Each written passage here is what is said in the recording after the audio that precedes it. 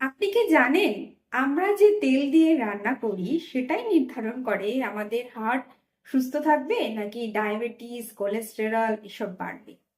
ভুল তেল মানে শরীরের ভেতরে ধীরে ধীরে বিষ ঢোকানো।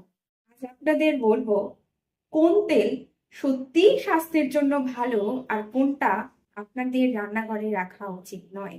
আমি একজন ডায়েটিশিয়ান হিসেবে প্রতিদিনই দেখি একই খাবার খেয়েও অনেকের শরীর ভালো থাকে, আবার কারো ডায়াবেটিস ফ্যাটি লিভার হার্টের সমস্যা হয়। পার্থক্যটা হয় মূলত কোন তেল ব্যবহার করছেন তার উপর।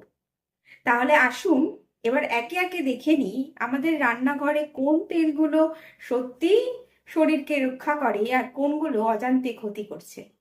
সরিষার তেল, বাংলার ঐতিহ্য আর বিজ্ঞানও বলছে সরিষার তেল ভালো। এতে মোনো আনস্যাচুরেটেড ফ্যাট আর ওমেগা 3 ফ্যাটি অ্যাসিড আছে যেটা হার্টকে সুরক্ষা দেয়। চীনা বাদামের তেল, এতে মোনো আনস্যাচুরেটেড ফ্যাট প্রচুর আছে যা খারাপ কোলেস্টেরল কমাতে সাহায্য করে।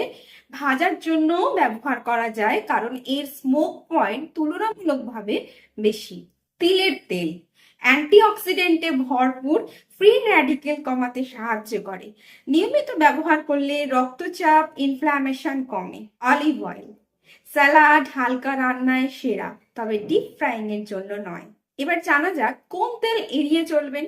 বনস্পতি, ডালডা, পাম অয়েল, এগুলোতে থাকে ট্রান্স ফ্যাট যেটা হৃদরোগ ডায়াবেটিস ফ্যাটি লিভারের প্রধান কারণ। কোনটা ব্যবহার করবেন?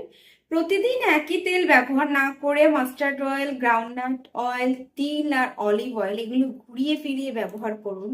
শরীর পাবে সব রকম ভালো ফ্যাটি অ্যাসিডের ভারসাম্য।